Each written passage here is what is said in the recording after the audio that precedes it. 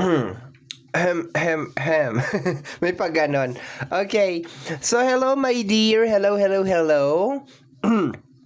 Welcome back sa ating YouTube channel. My name is RJ, your tarot card reader. Okay, so magandang umaga po. By the time na ginagawa ko po itong reading na to, umaga. Pero kung napapanood mo naman to ng hapon, tanghali, at gabi, magandang umaga, magandang hapon, magandang tanghali, magandang gabi, ganon, okay? So, ang gagawin ko ngayon ang gagawin pala natin ngayon is daily collective reading. And let's do your reading, Cancer, okay?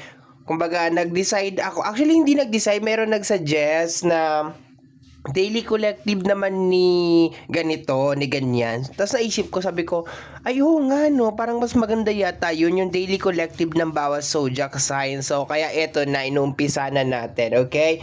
So, good morning. Kung napapansin din ninyo, yung aking boses ay hindi pa talaga nagpa-power up because umaga nga, tuwing umaga ganito talaga ang boses ko, okay? Ayan, copy tayo. 12 cards in total, my dear, ang kukunin natin galing sa ating customized oracle card, 12 cards. And kagaya ng lagi kong sinasabi, sa tamang panahon, sa tamang oras, hahanapin ka po ng reading na ito. Okay? Teka lang, lalagukin ko lang yung copy ko, ha? Okay, let's go na tayo. Cancer, 12 cards lang tayo dito para hindi tayo ma-overwhelm ng energy. Ano po ang kinakailangan naming malaman para sa ating my dear Cancer? Okay. Ayun, meron ng dalawa. First card natin is ignore them. Okay. Nakukuha ko sa card na to, my dear Cancer, that you are starting to ignore people around you. Deadma system nang nangyayari. Okay? Nangyayari na to as of this moment na ini-ignore mo yung mga tao sa paligid mo. Okay? Next is life is good. Nare-realize mo, my dear, na maganda ang buhay or masarap mabuhay. Okay? And kung sino man tong ini-ignore mo, my dear, is posibleng nag-spread to ng negativity, okay, na energy, okay? So, kaya ini-ignore mo. Next, super maganda ha. Next is, bakit hindi ka mawala sa isip ko? Okay, so, kahit na merong ignoring na nangyayari, kunyari, na pag-uusapan, may usapan, kasali ka sa usapan, ayan, tapos biglang nabanggit ang pangalan niya, no reaction.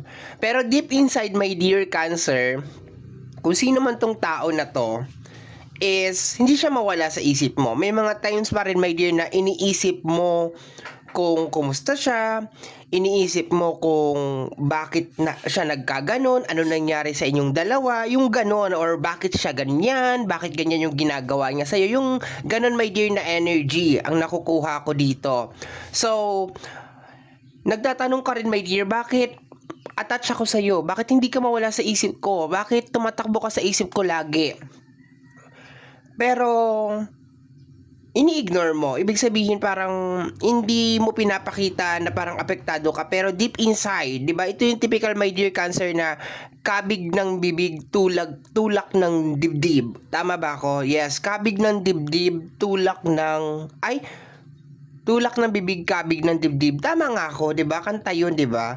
So 'yun ang nakukuha ko dito, no?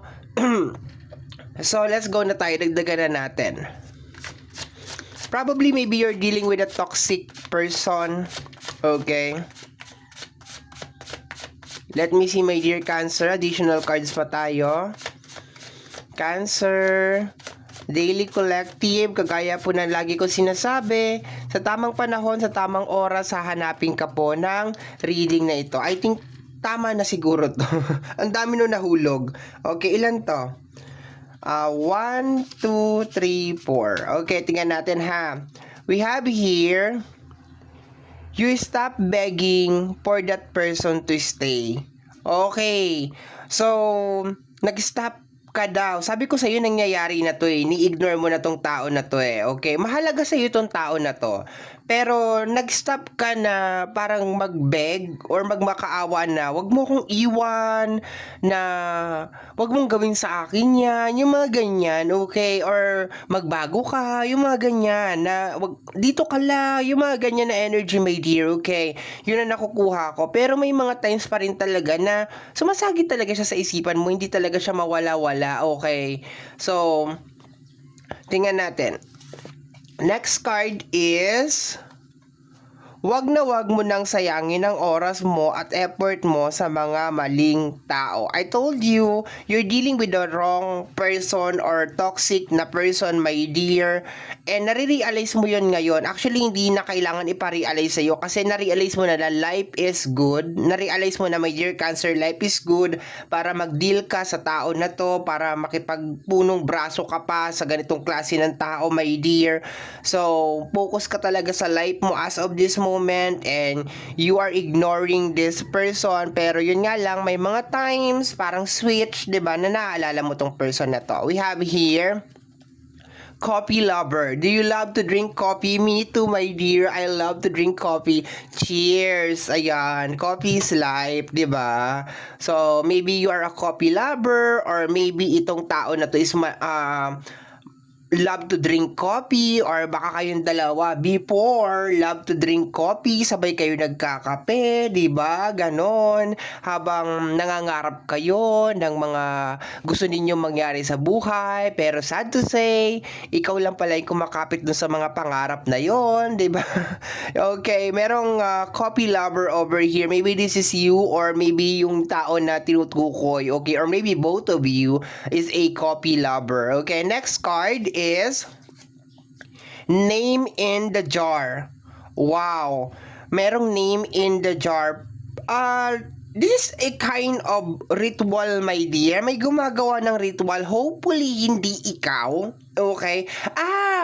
Bakit hindi ka mawala sa isip ko? Ginawang ka ng ritual. Name in the jar. Yes, ginawang ka ng ritual, my near.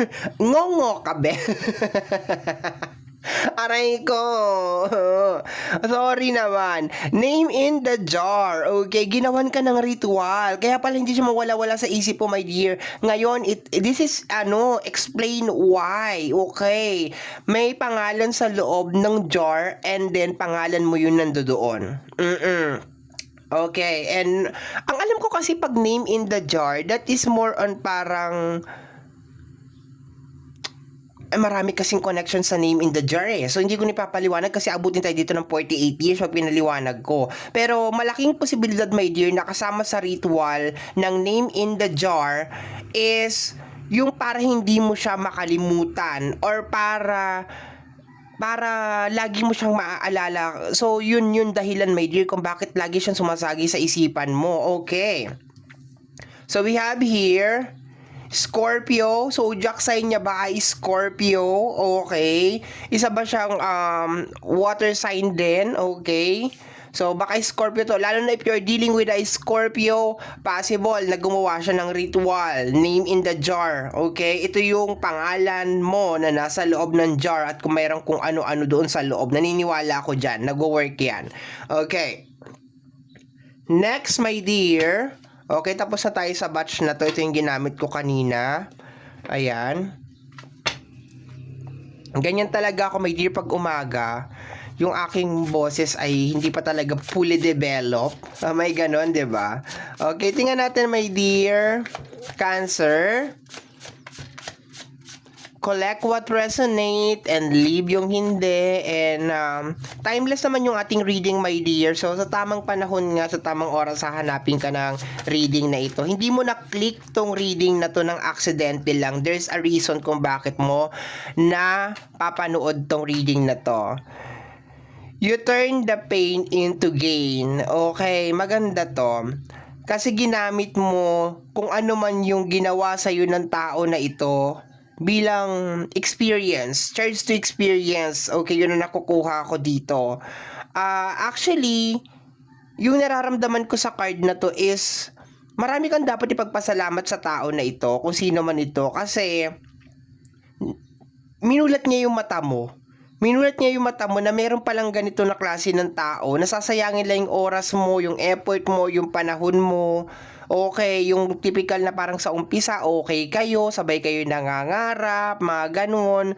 Tapos, possible na energy ng narcissist din, tong tao na to. Kasi, lagi kang nagmamakaawa sa kanya na wag mo kong iiwanan, dito ka lang, yung mga ganyan, okay? So, malaki ang naitulong sa'yo ng tao na ito, okay? So, as of this moment, marami kang nare-realize sa tao na to or sa sitwasyon ninyong dalawa, and magagamit mo yon in the near future. Baka ngayon hindi mo pa masyadong nakikita kung ano yung purpose nitong nangyari. Pero in the near future, my dear, makikita mo na okay, baka nga mapasalamatan mo tong tao na to na thank you dahil dumating ka sa buhay ko ngayon. Alam ko na kung paano ko i-handle tong ganitong sitwasyon, tong ganitong klase ng tao, okay? You turn the pain into gain. Totoo yan. Parang muscle yan, my dear. Hindi mag-grow ang muscle kung hindi siya magpe-pain. 'Di ba sa gym? Subukan mo mag-gym. Subukan mo mag-exercise. Kinabukasan pagising mo sa sakit ng muscle mo. Pero after a few days, magre-recover yung muscle na yon and makikita mo ang ganda ng muscle. 'Di ba? Meron siyang korte, meron siyang hubog. Okay, we have here Law of Attraction. Okay, ang nakuha ko dito sa energy ng Law of Attraction is parang be careful what you wish for. Baka itong tao na to ay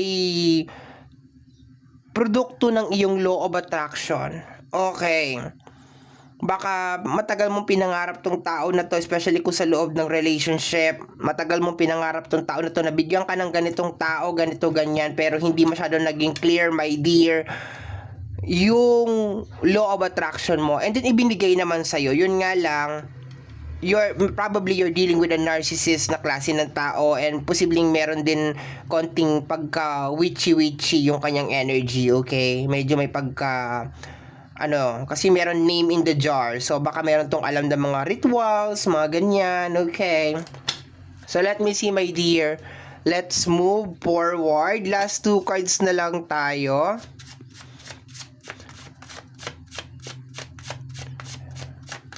Actually, masaya ako para sa iyo, my dear. Ito kasing energy ng name in the jar, medyo matagal to bago to mabibreak.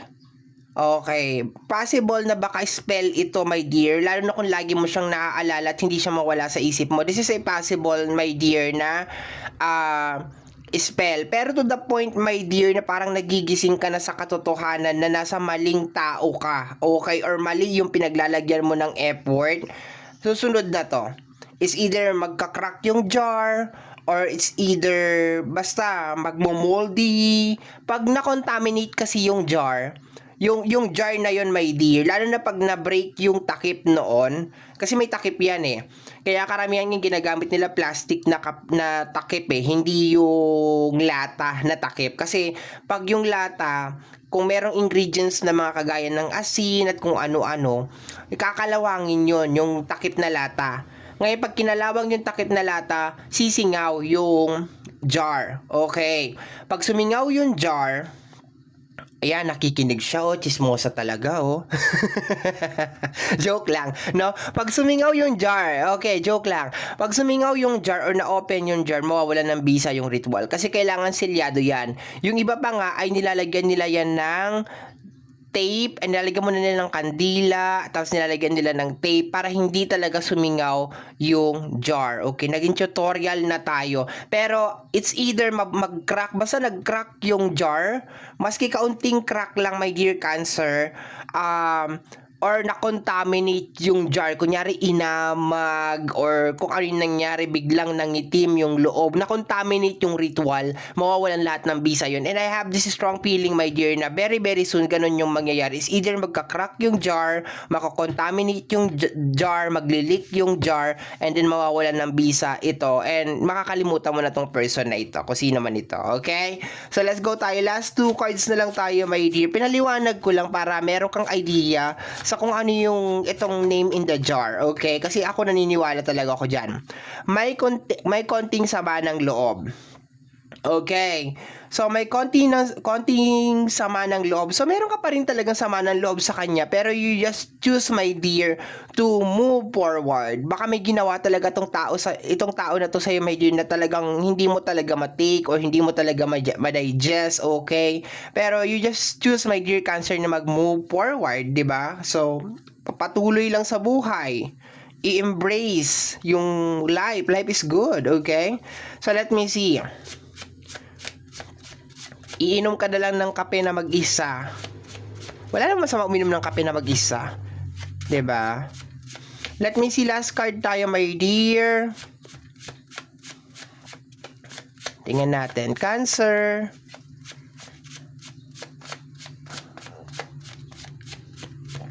Wala na, nahirapan na ako kumuha ng jumping card kasi manipis na siya.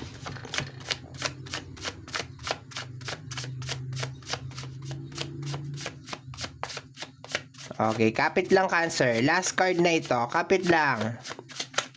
Okay, actually may bonus card pa nga. Okay. Sabi dito, second to the last card natin is, don't publish your small achievement. It will ruin the upcoming. Okay. I can feel, my dear, na maski hindi kayo nakikita ng tao na to, nakaano pa rin to.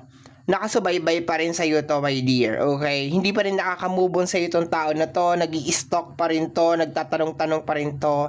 And it's better, my dear, na kung meron ka mga next move, sa iyo na lang muna. Wag mo na. Ang tamang term is wag mo nang i-publish. Kasi may nakasubaybay, my dear. Okay. Parang ang nakukuha ko dito is parang kung hindi ka mapapasa akin, hindi ka mapapakinabang, parang obsessed na energy ang nakukuha ko dito, my dear. Somebody is obsessed with you. Okay, yun ang nakukuha ko. To the point na ginawang ka ng ritual na name in the jar, this is energy of obsession, my dear. Obsessed sa'yo tong tao na to. Okay. Nagkataon lang talaga, my dear, na parang nagising ka lang sa katotohanan na, teka, ano ba tong ginagawa ko? Okay. Next card natin is, don't react, they don't deserve it. Yes, alam mo na to. Kaya nga ini-ignore mo, hindi ka na nagre-react eh. Pag naririnig mo yung pangalan niya o napag-uusapan yung pangalan niya, hindi ka na nagre-react. Pero, hindi ibig sabihin no na 100% na okay ka na parang naka-recover ka, nandyan pa rin, tumatakbo pa rin siya sa isipan mo, may kaunting galit pa rin, my dear, okay? And, yun nga, nag-decide ka na lang talaga na mag-move forward, okay? So, yun yung ating na-collect na energy for today, my dear Cancer. Maraming salamat po sa pagsama sa akin sa ating ginawa na daily collective reading. And always remember, my dear, mali pala. Ito pala dapat ang una. Lagi ko pong dasal at lagi ko pong dalangin sa ating buong may kapal na ang mga readings na ginagawa ko ay nakakatulong po sa ating lahat. And eto na. Always remember, my dear, na yung mga cards natin ay gabay lamang po. Tayo pa rin po ang gumagawa ng ating kapalaran. Maraming salamat po. Thank you, my dear.